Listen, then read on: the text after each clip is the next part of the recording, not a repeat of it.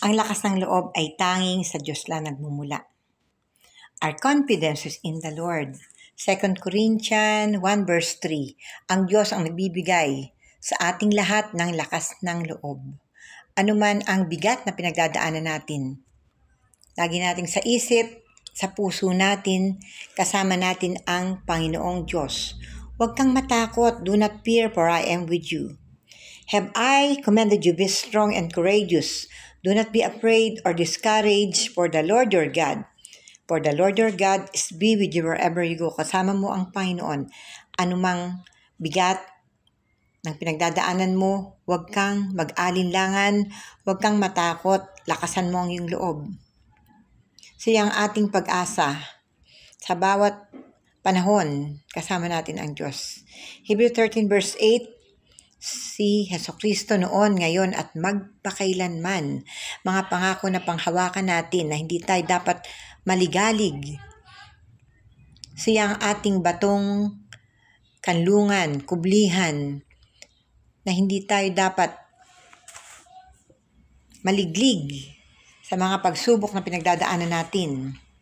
Sabi dito sa Jeremiah 17 verse 7, mapalad ang mga taong nagtitiwala kay Yahweh, pagpapalain ang umaasa sa Kanya. Ang pag-asa po natin ay sa Diyos nagmumula. Ang lakas ng loob, sa Kanya nagmumula. Anumang bigat na mga pinagdadaanan natin, mga pagsubok, isipin natin lagi, isaisip natin, kasama ko ang aking Diyos. Ang Diyos natin ay nakatunghay sa iyo, na kailanman hindi ka niya pababayaan. Hebrews 13 verse 5, sabi dito, hindi kita iiwan, ipababayaan man. Walang ibang magbibigay ng lakas ng loob sa atin, tandaan natin.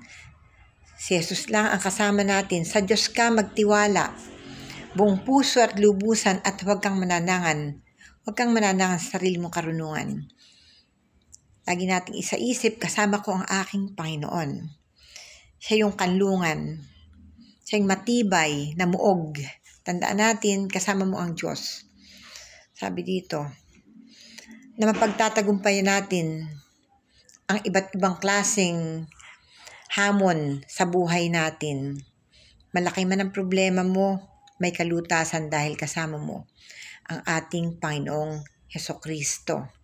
Sa bawat araw, iba't ibang klaseng mga pinagdadaanan, bawat taon, bawat saglit, bawat minuto. Tandaan mo, hindi ka niya pababayaan. Jeremiah 32:27, sabi ng Panginoon, Yahweh, ako ang Diyos na lumikha sa lahat ng tao. Itong sabi ng Panginoong Yahweh. Walang bagay na mahirap sa akin. Mark 11:24, therefore, sabi dito, therefore I tell you, whatever you ask for in prayer, believe that you will receive, and it will be yours. Mateo 21:20, dito, ask, humingi ka. Ano man ang hihingin sa Kanya, ipagkakaloob niya. Walang imposible sa Kanya. Siya ang magbibigay sa atin because our God is our supplier. Mateo 21:22, if you believe, you will receive whatever you ask for in prayer. Kasama natin ang Diyos. Magtiwala.